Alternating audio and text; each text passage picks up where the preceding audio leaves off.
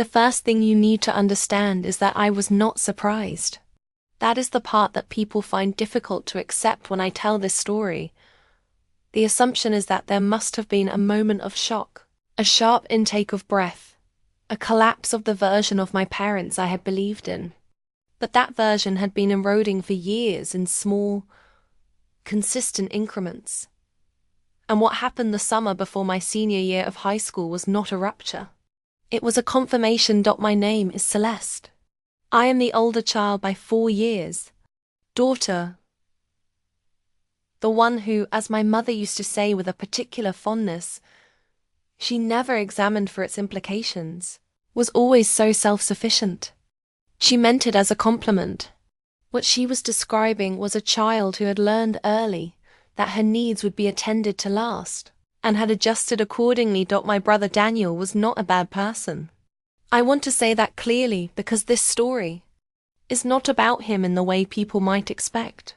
Daniel was simply the object of a set of decisions made by 2 people who had decided, without ever saying it plainly, that his future required more investment than mine.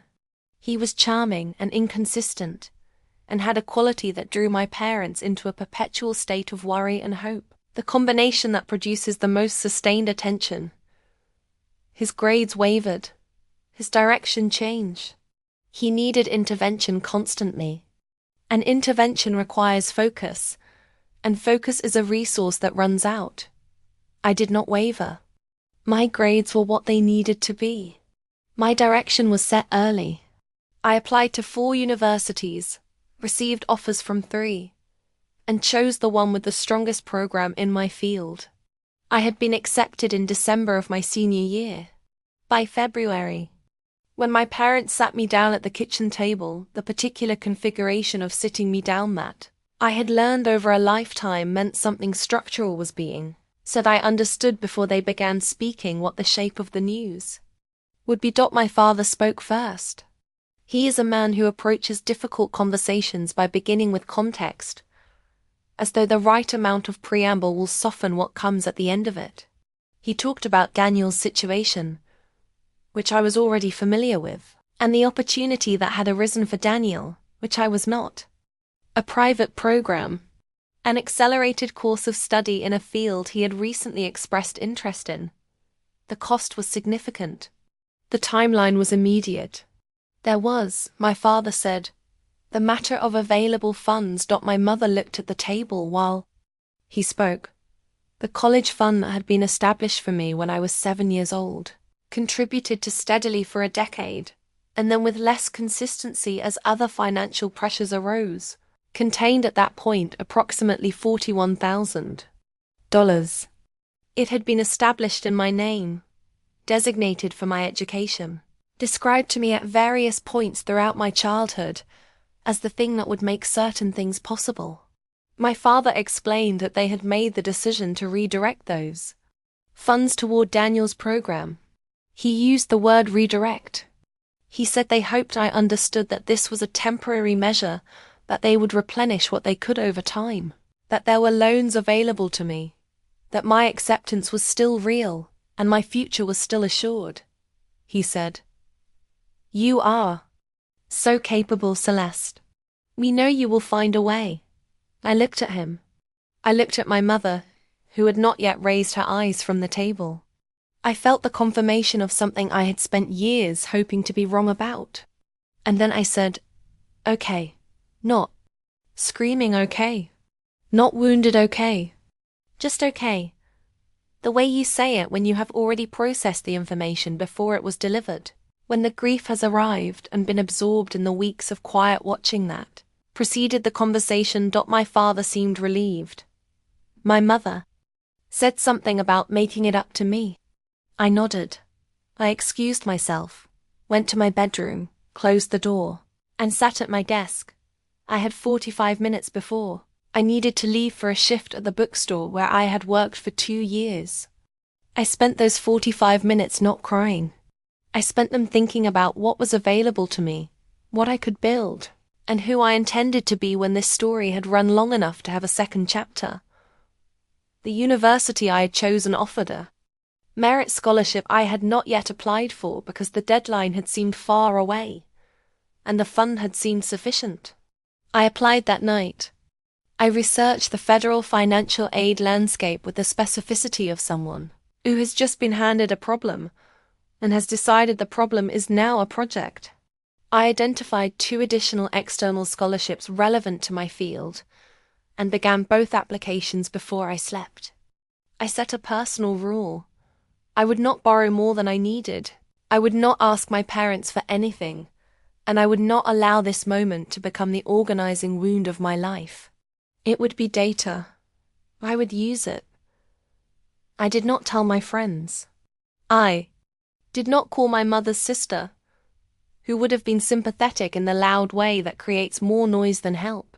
I did not confront my parents again, or revisit the conversation. I simply moved, quietly and with intention, in the direction I had already chosen. The merit scholarship came through in March.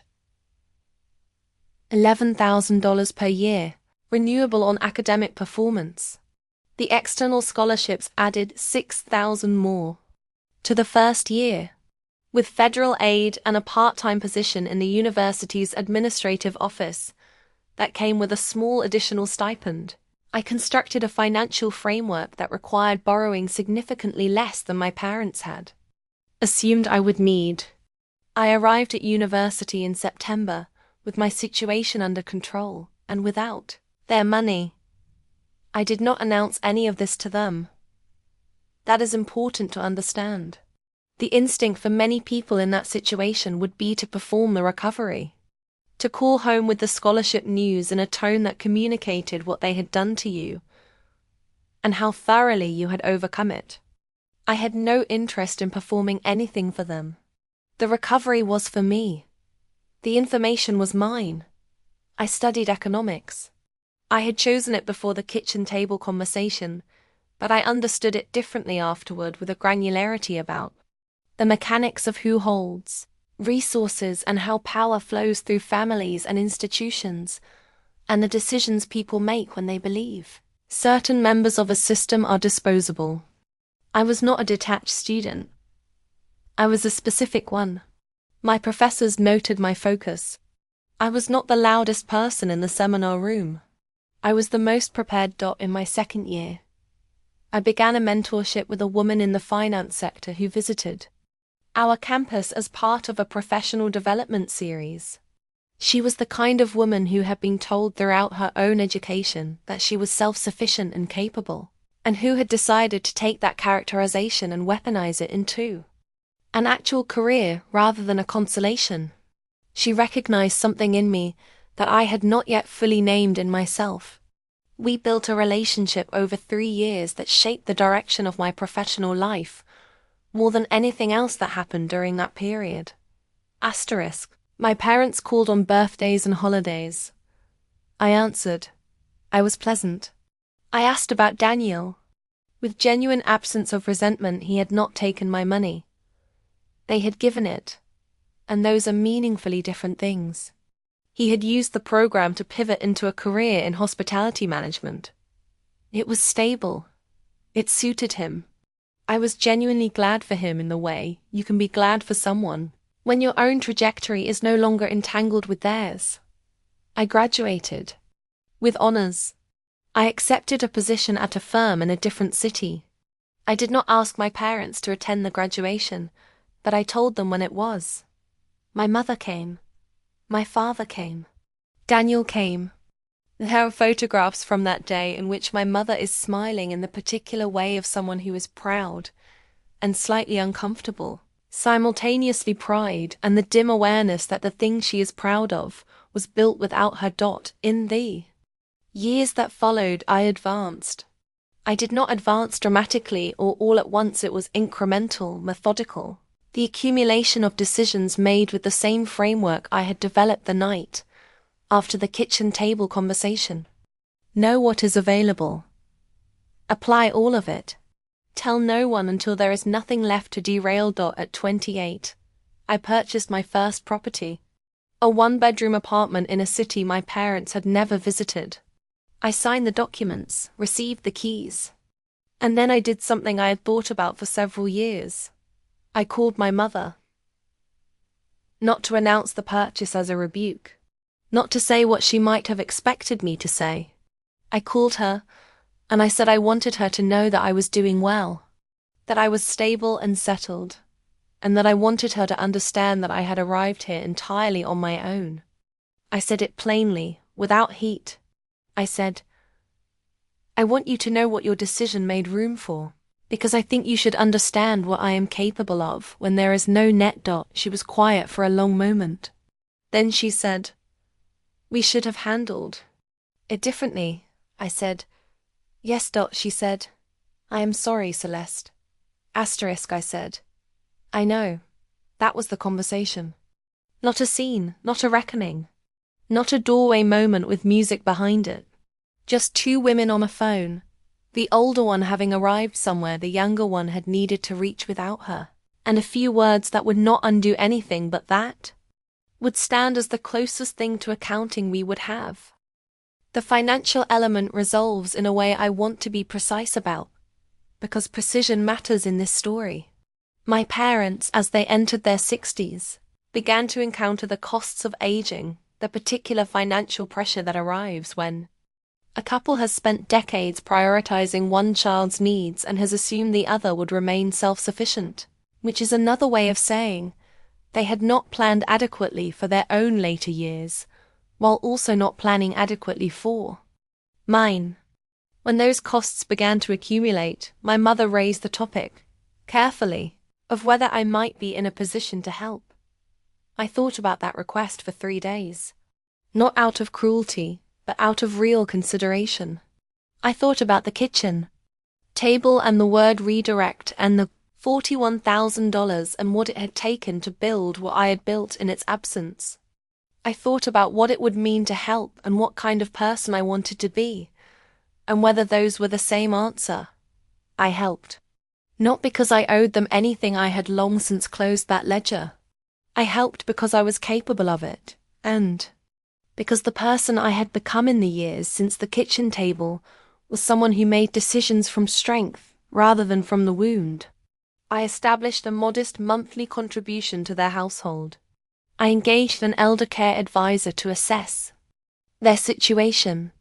I handled it with the same efficiency I had learned to bring to everything. My mother cried when I told her what I had arranged. I sat with that.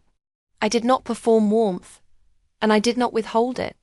I simply let it be what it was, a daughter who had been made to build everything herself, now strong enough to help the people who had required that of her. Daniel thanked me in a text message.